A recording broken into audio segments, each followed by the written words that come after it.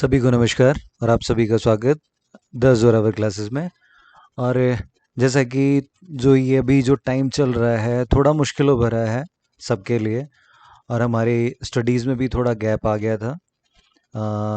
परेशानियाँ हम लोग उस पर डिस्कस कर चुके हैं, अंकित सर की बात हो चुकी है आप लोगों से। तो हम लोग उन परेशानियों की बात ना करते हुए अब किस तरीके से अपनी एनर्जी मेंटेन रखनी है ये आप लोग को सोचना है। नेगेटिविटी बहुत आ गई है क्योंकि हम सभी अपने आसपास देख रहे हैं कि हाँ, सिचुएशन थोड़ी बिगड़ी हुई है। बट एक कहावत है, the show must go on. तो ये लाइफ है, ये चलती ही रहेगी। हमें नहीं पता कौन आएगा जाएगा, बट लाइफ इज़ क्रूअल और हमें इसे जीना पड़ेगा। ओके। तो और जीना भी ऐसे नहीं कि मजबूरी की तरह से नहीं जीना है, हमें अपने पूरे जोश खरोश के साथ जीना है। तो अपना वही जोश बनाए रखते हुए हमें फिर से एग्ज़ाम की तैयारी में लगना है। एग्ज़ाम कब हो जाए हमें नहीं पता है, वैकेंसी कब आएगी नहीं पता, बट तैयारी अपनी ऐसी रखें कि चाहे कल एग्ज़ाम हो तो आप लोग उसको भी क्लियर करके आए। तो मैं सभी बच्चों से यही उम्मीद करता हूँ कि रेगुलरिटी बनाए रखें। ओके, गैप आ जाता है, गैप आने के बाद ये प्रॉब्लम आती है कई बच्चों के साथ, मेरे साथ भी आती थी जब मैं प्रिपरेशन करता था कि कई बार गैप आ गया। तो गैप आने के बाद शुरुआत कैसे करें? नॉर्मली बच्चे क्या करते हैं कि किताबें उठा लेते हैं। नहीं, सबसे अच्छा तरीका है अपने आप को चेक करो। अब चेक कैसे किया जाएगा? किसी एक चैप्टर से चेक नहीं कर सकते आप अपने आप को। मिसलेनियस चैप्टर का सैंपल पेपर लो, टेस्ट पेपर लो, उसको उसी टाइम लिमिट में करके देखो, तो आपको पता लग जाएगा कि आप कहाँ स्टैंड करते हैं। और फिर उस पेपर में आपकी जितनी प्रॉब्लम आई उस प्रॉब्लम को सॉल्व करो। तो इस तरीके से ये जो तरीका होता है ना, ये तैयारी करने का सबसे सिंपलेस्ट मेथड मैं ये मानता हूँ कि प्रीवियस पेपर, सैंपल पेपर्स आप लोग उठा लो। अब कई कई बच्चे कहते हैं इसमें कि सर हमारी चैप्टर तो हमें आता नहीं, और फिर हम लोग करें कैसे? आता आप लोग को सबको है, क्योंकि 10th तक 12th तक उसके बाद आप लोगों ने ईटी भी करी है, तो वही सारी चीज़ें पढ़ रखी हैं। बस ये है कि प्रैक्टिस आप लोगों की छूट गई है। तो गैप कहाँ पर आया वो पता कैसे लगेगा आपको? वो आप जो भी सैंपल पेपर करेंगे या प्रीवियस पेपर करेंगे उससे आपको पता लगेगा कि आपका गैप कहाँ पर है। राइट। मिसलेनियस क्वेश्चन करे आपने, 20 क्वेश्चंस कर लिए, हो सकता है आपको ज्योमेट्री में प्रॉब्लम आए, हो सकता है आपको परसेंटेज में प्रॉब्लम आए, हो सकता है एलसीएम एचसीएफ में प्रॉब्लम आए। तो जिस भी चैप्टर में प्रॉब्लम आएगी आप उस चैप्टर को टाइम दे करके सॉल्व करें। फिर नेक्स्ट टाइम फिर सैंपल पेपर सॉल्व करें, फिर एक और प्रॉब्लम पता लगेगी, फिर उसको क्लियर करें। तो वन बाय वन हमें जब तक हमारी प्रॉब्लम पता नहीं रहेगी, हम उसको सॉल्यूशन नहीं करेंगे, तो हमारी डेवलपमेंट नहीं हो पाएगी। नॉर्मली बच्चे क्या करते हैं, बुक उठाई, उसमें से एक चैप्टर उठाया, उसको सॉल्व कर लिया, ओके वो क्वेश्चन आ गए, चेक तो किया नहीं अपने आप को। ओके। इवैल्यूएशन, इवैल्यूएशन बहुत ज़्यादा ज़रूरी है, फीडबैक उससे भी ज़्यादा ज़रूरी है। तो अपना इवैल्यूएशन आप लोग खुद से करते रहें, और फीडबैक भी उसके लिए तो खैर टीचर्स की आवश्यकता पड़ेगी, या जो भी आपके पास सीनियर्स हैं आप लोग उनसे वहाँ से अपना उसके अकॉर्डिंग फीडबैक लेते रहें। तो आज मैंने ये एक प्रीवियस पेपर ही लिया है, ये डीएसएसबी का प्रीवियस पेपर है, क्योंकि केवीएस का सिलेबस काफ़ी मिलता जुलता है, 20 नंबर का ही उसमें आता है, 20 नंबर का सिलेबस सब कुछ सेम है, इसलिए मैंने ये प्रीवियस पेपर लिया। केवीएस का ऑलरेडी डिस्कस कर चुके हैं।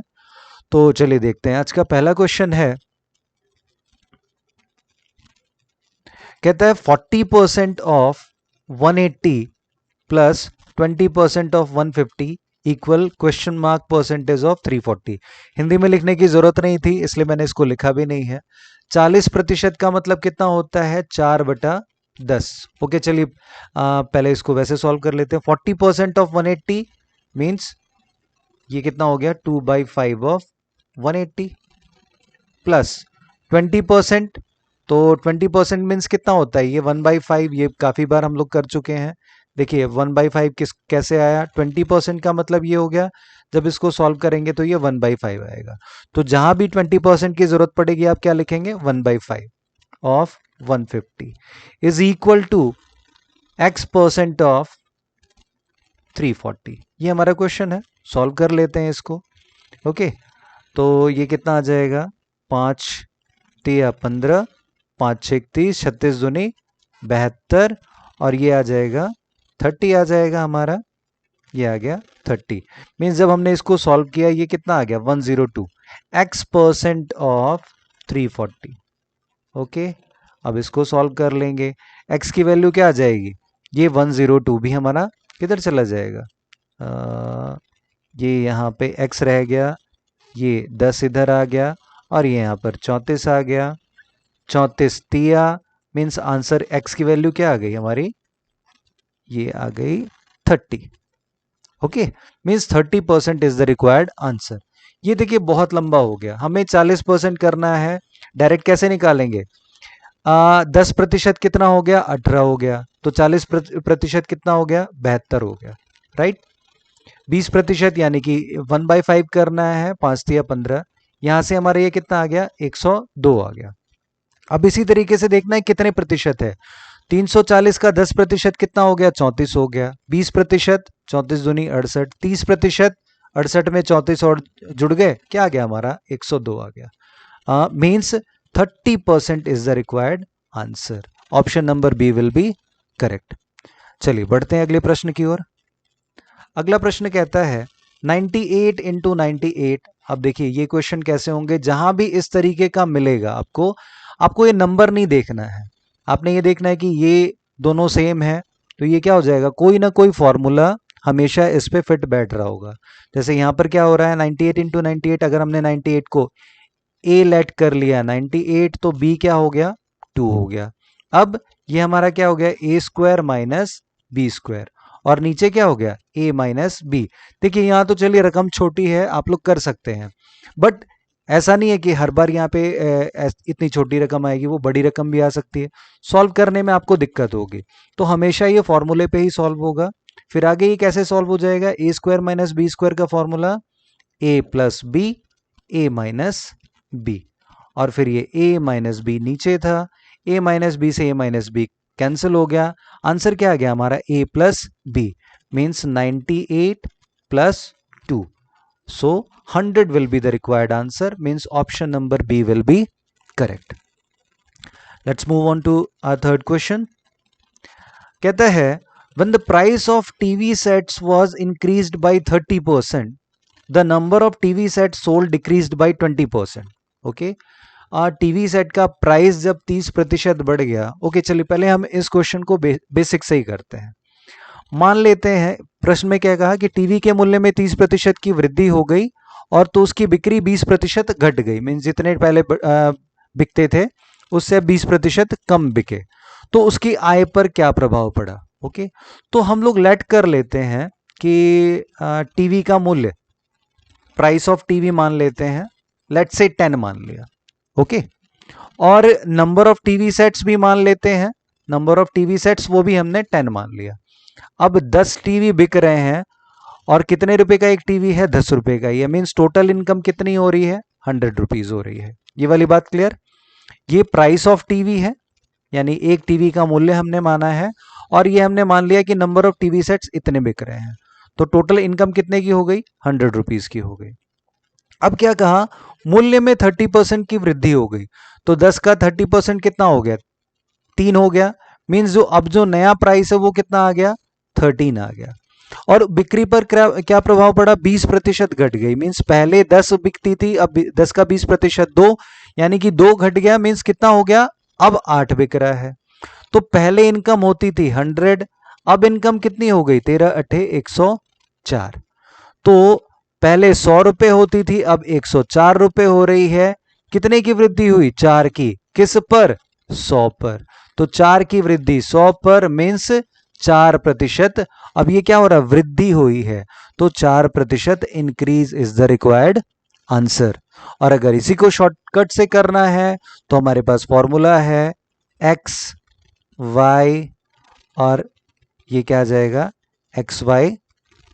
ओके एक मिनट, ये वृद्धि हुई है, 20% की कमी हो गई है, मीन्स वृद्धि हो रही है तो प्लस का निशान, कमी हो रही है तो माइनस का निशान, और ये प्लस माइनस माइनस, ये अपॉन 100 आ जाएगा, ये हमारा कैंसिल, 30 और ये 20 और ये 3 दूनी 6, तो 30 माइनस 26 4%, ये प्लस में आया है, तो प्लस में आया है इसका मतलब इंक्रीज होगा। अगर यहां पर माइनस में आता तो आंसर डिक्रीज हो जाता। तो यहां पर हमारा 4% increase is the required answer, means option number C is correct. Let's move on to our next question. कहता है 16 workers by working 6 hours per day takes 26 days to complete a job. अब देखिए ऐसे क्वेश्चन को करने के लिए simple MDH man days M1 D1 H1। Okay, तो मैन कितने हैं 16 वर्कर्स, तो M1 कितना हो गया 16 हो गया, D1 26 हो गया, आवर्स कितने हैं 6 आवर्स हैं, M2 इज 13 वर्कर्स है, आवर्स कितने हैं H2 इज 8 आवर्स आ गया, पर डे कितने यानी D2 हमें निकालना है, ये हमारा क्वेश्चन मार्क है। अब फॉर्मूला क्या होता है M1 D1 H1 is equal to M2 D2 H2, right. तो ये कितना आ गया 16 into 26 into 6 will be equal to 13 into D2 into 8। अब हमें D2 की वैल्यू निकालनी है, तो ये क्या आ जाएगा 13 और ये 8 इधर आ जाएगा, 13 दूनी 26, 8 दूनी 16, 2 दूनी 4 6 24, means D2 is equal to 24। तो वो कितने दिन में काम खत्म करेंगे, answer will be 24 days, means option number A will be correct. I hope clear हो गया होगा। ओके, अब यहीं पे अगर वो वर्क भी दिया रहता है तो फॉर्मूला क्या हो जाता है M1 D1 H1 upon W1 और M2 D2 H2 upon W2। वो जैसे क्वेश्चन आएगा फिर उसके अकॉर्डिंग हम लोग कर लेंगे। अभी क्योंकि यहाँ पे वर्क तो दिया नहीं था, ओके, तो इसलिए हमने यहाँ पर डायरेक्ट कर दिया। Okay, let's move on to our next question. कहता है Jagmohan, Rupalal and Pandey ji hire a video set for a week for ₹350। Okay, इन तीनों ने मिलकर एक सप्ताह के लिए 350 रुपए में एक वीडियो सेट लिया। If they used it for a total of 6 hours 10 hours and 12 hours, okay, respectively. अब ध्यान देना, जब भी कभी क्वेश्चन में इस तरीके से आए रेस्पेक्टिवली दिया हो, तो जो स्टार्टिंग में है ये 6 आवर्स किसका होगा, जगमोहन का होगा, ये 10 आवर्स किसका होगा, ये रूपालाल का होगा, और ये 12 आवर्स किसका होगा, ये पांडे जी का होगा। ये इसी सीक्वेंस में इसी सीरीज में चलेगा। How much of the rental should Pandey ji पे। अब भाई जिसने जितना ज्यादा इस्तेमाल किया वो उसे के अकॉर्डिंग पे करेगा, तो हमें यहाँ पे पहले क्या निकालना पड़ेगा, इनके आर्स ने मतलब जितना इन्होंने यूज किया उसका रेशियो निकालना पड़ेगा।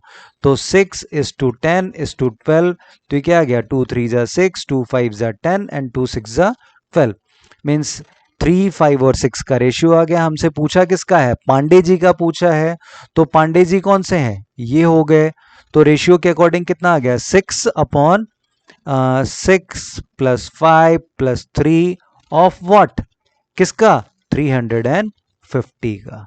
तो ये कितना आ जाएगा 6/6 5 11 3 14 गुणा में ये 350। तो ये 7 दूनी 14, 7 पंजे 35, 2 तिया 6, 5 तिया 15, मीन्स ये कितना आ जाएगा, पांडे जी को कितने रुपए देने पड़ेंगे, 150 रुपए ही देने पड़ेंगे। So option number B is correct. Okay, चलिए अगले प्रश्न पे जाते हैं।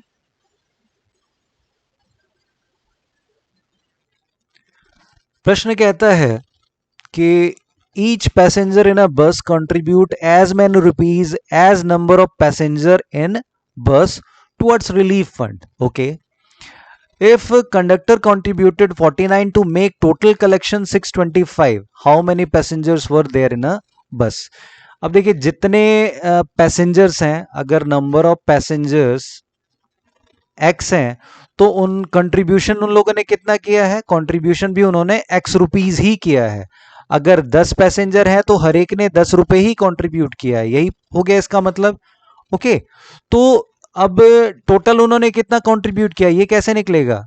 अगर इन दोनों की मल्टीप्लाई कर देंगे ये हमारा निकल जाएगा, एक्स स्क्वायर हो गया, राइट। अब इसने कहा कि कंडक्टर ने कितने दिए, 49 दिए। अब ये तो टोटल पैसेंजर्स ने इतना इकट्ठा किया और इसमें 49 रुपीज किसके हो गए, कंडक्टर के हो गए। तो जब ये मिल गया तो टोटल कलेक्शन कितना हो गया, 625 हो गया।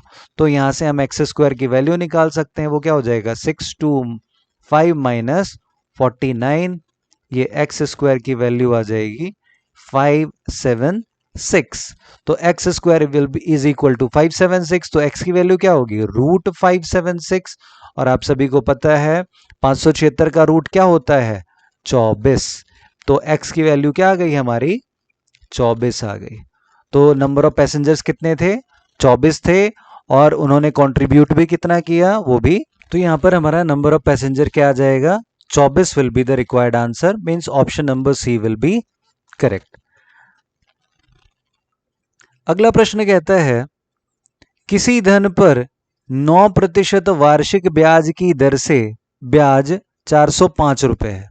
9% वार्षिक ब्याज की दर से ब्याज 405 रुपए है, एक वर्ष में हो जाता है। मीन्स एक वर्ष में 9% की दर से 405 रुपए हो गया। यदि ब्याज की दर 10% वार्षिक हो तो कितना अतिरिक्त ब्याज मिलेगा? ओके, अब ये जो 405 है ये किसके बराबर है, 9% के बराबर है, क्योंकि एक वर्ष का ब्याज दिया है और हमें साधारण और चक्रवृद्धि दिया नहीं हुआ, तो हमें यहाँ पे क्या मान के चलेंगे, साधारण मान के चलेंगे। तो जो भी मूलधन रहा होगा उसके 9% के बराबर ये 405 है। तो 9% के बराबर 405, तो 1% बराबर कितना हो जाएगा, हम निकाल लेंगे, 9 चौक 36, 4 5, 9 पंजे 45। ओके, मीन्स ये टोटल 4500 आया, तो 1% बराबर हम क्या कह सकते हैं, 45 आ गया। ओके, अब प्रश्न में पूछा क्या है, यदि ब्याज की दर 10% वार्षिक हो। अब देखिए 1% बराबर 45, तो 10% बराबर कितना हो जाएगा, 450 हो जाएगा। तो कितना अतिरिक्त ब्याज मिलेगा, पहले कितना मिल रहा था 405, अब कितना मिल रहा है 450, तो कितना अतिरिक्त मिला 45। ओके, ये तो हो गया। अगर हम चाहते तो ये इतना हमें करने की भी जरूरत नहीं थी, डायरेक्ट क्या कर सकते हैं, पहले 9% है अब 10%, मीन्स जो बढ़ा है, जो अतिरिक्त मिल रहा है वो कितने मिल रहा है, 1% मिल रहा है, और 1% किसके बराबर आ गया है, 45 के बराबर आ गया है। तो यही हमारा आंसर है। तो ऑप्शन नंबर जो यहां पर डी है, this is correct. Let's move on to next question. Next कहता है, if fan was sold at 2% loss, if the same was sold for 70 more, there would have been 5% profit, what was its cost. देखिए, जो भी profit या loss होता है वो हमारा किस पर होता है, सीपी पर होता है। अगर हम सीपी को बेस मान के चले, वो 100% है, लेट, तो 2% लॉस मीन्स 98% में, 5% प्रॉफिट मीन्स 105% में। ओके, अब पहले इतने में बेचा जा रहा था, अब इतने में बेचा जा रहा है, और इनके बीच में जो डिफरेंस है वो कितना यहाँ पे दिया हुआ है, 70 मोर। पहले इतने में बेचा जा रहा था और जब उसको 70 रुपए में ज्यादा में बेचा गया, मीन्स यहां से यहां तक आने में ये कितना हो गया, 70 रुपीज। अब परसेंटेज वाइज अगर देखा जाए तो कितने का फर्क पड़ गया, 7% का फर्क पड़ गया। तो हम इसको यहाँ पे डायरेक्ट भी कर सकते हैं। ओके, बेसिक से आप लोग कर सकते हैं, इसलिए मैं उस पर नहीं जा रहा, सिंपल सा क्वेश्चन है। तो यहां से हमारे पास क्या आ गया, 7% इज इक्वल टू 70। ओके, हमें निकालना क्या है, कॉस्ट प्राइस निकालना, मीन्स हमें 100% निकालना है। जब 7% 70 के बराबर, तो 1% किसके बराबर, 7 के बराबर, क्योंकि से डिवाइड हो जाएगा। तो 100% किसके बराबर, 700 के बराबर। ये प्रतिशत आप लोग जैसे 1%, अगर मान लीजिए 5% निकालना है तो किसी का भी 10% निकालना बहुत आसान है। अगर मान लीजिए 700 दिया हुआ है, 10% निकालना आसान है, बस एक जीरो इसकी हटा दी। 5% निकालना है तो क्या करना है, 10% का आधा होता है, तो 70 का आधा कर देंगे, वो आपका 5% निकल जाएगा। 1% निकालना है, 2 जीरो कट गई। 2% निकालना है, 1 निकाल करके 2 से गुना कर दें। तो इस तरीके से ये चीजें आप लोगों की छोटी होती चली जाएंगी, कैलकुलेशन आप लोग जितना माइंड में कर पाएंगे, बड़ी ही इजिली आपका ये होता चला जाएगा। तो प्रश्न पूछा था what was its cost price, तो कॉस्ट प्राइस हमारा क्या आ गया 700, means option number C is correct. Okay, let's move on to next question. कहता है by how much is 2/3 of 48 lesser than 3/4 of 96। 48 का 2/3, जैसे उसने कहा हम कर देते हैं। 48 का 2/3 96 के 3/4 से।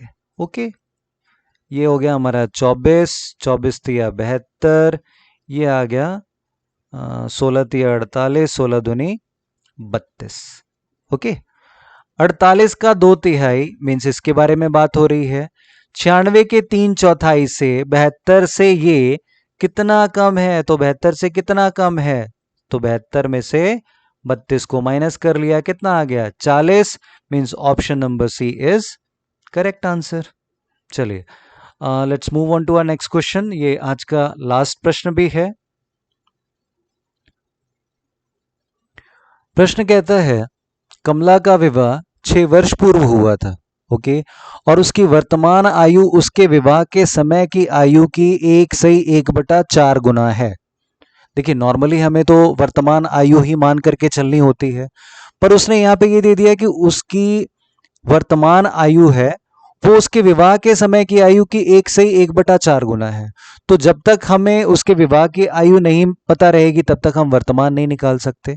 ओके, फिर कहता है उसके बेटे की आयु उसकी वर्तमान आयु का 10% है, उसके बेटे की आयु निकालनी है। ओके, तो हमें पहले क्या करना पड़ेगा, जो उसके शादी के समय की आयु है, शादी के समय की आयु, थोड़ा सा टिपिकल है क्वेश्चन, टिपिकल नहीं है बस स्टेटमेंट है, वो हमें लेट करना पड़ेगा। शादी के समय की आयु हो गई x, तो वर्तमान क्या हो गई, जैसा इसने क्वेश्चन के में कहा है कि वर्तमान आयु विवाह के समय की आयु की 1/1/4 गुना, मीन 4 एकम 4 और ये 5/4, तो इसका 5/4 गुना, तो वर्तमान आयु क्या हो गई 5/4x हो गई। ओके, अब ये 6 साल पहले है, ये जो शादी हुई 6 साल पहले की हुई, अगर इसमें हम 6 जोड़ दें तो ये क्या आ जाएगा, ये भी वर्तमान है और ये भी वर्तमान है। ये वाली बात क्लियर हो गई। ये क्योंकि इसने क्या कहा है कि कमला का विवाह 6 वर्ष पूर्व हुआ था, हमने ये 6 वर्ष पूर्व x मान लिया तो ये वर्तमान निकल के आया। अब 6 वर्ष पहले हुआ था, अगर इसमें 6 जोड़ दे तो ये भी तो वर्तमान पर आ जाएगा। तो हम यहाँ पे क्वेश्चन के अकॉर्डिंग क्या कह सकते हैं, that 5/4x is equal to x + 4, क्योंकि ये भी वर्तमान आयु है और ये भी, ये x + 6 ये भी क्या है वर्तमान आयु है। अब हम यहां से क्या निकाल सकते हैं, इस इक्वेशन को सॉल्व कर सकते हैं। 5/4x minus x will be equal to 6, ये 4 LCM, 5x minus 4x equals 6, तो 5x में से 4x गया, x बराबर क्या आ गया हमारा, ये 24 आ गया। ओके, अब उसने कहा क्या है, उसके बेटे, ओके, उसके बेटे की आयु उसकी वर्तमान आयु का 10% है। अब ये x आया 24, मीन्स ये उसकी शादी के समय की आयु की थी। ओके, अब शादी के समय की आयु थी, अब उसने 6 जोड़ दिया तो ये वर्तमान आयु पे पहुंच गया, तो 24 + 6 मीन्स ये जो 30 आया, ये 30 क्या आ गया, उसकी वर्तमान आयु आ गई। ओके, अब वर्तमान आयु 30, तो इस 30 का 10% कितना हो जाएगा, 3 हो जाएगा, means option number A is correct. उसके बेटे की आयु कितनी है, 3 वर्ष है, ये रिक्वायर्ड आंसर है। तो मैं उम्मीद करता हूं कि आप सभी अपनी पॉजिटिविटी कायम रखेंगे। जो गैप आ गया है, ओके, फॉरगेट अबाउट दैट, अब गैप नहीं आना चाहिए। जैसे आपकी क्लासेस होंगी कंटिन्यूअसली, आप क्लास के अकॉर्डिंग करें और कमेंट सेक्शन में आप लोग प्रॉब्लम्स डिस्कस करें तो मुझे अच्छा फील होगा। Okay, thank you for today.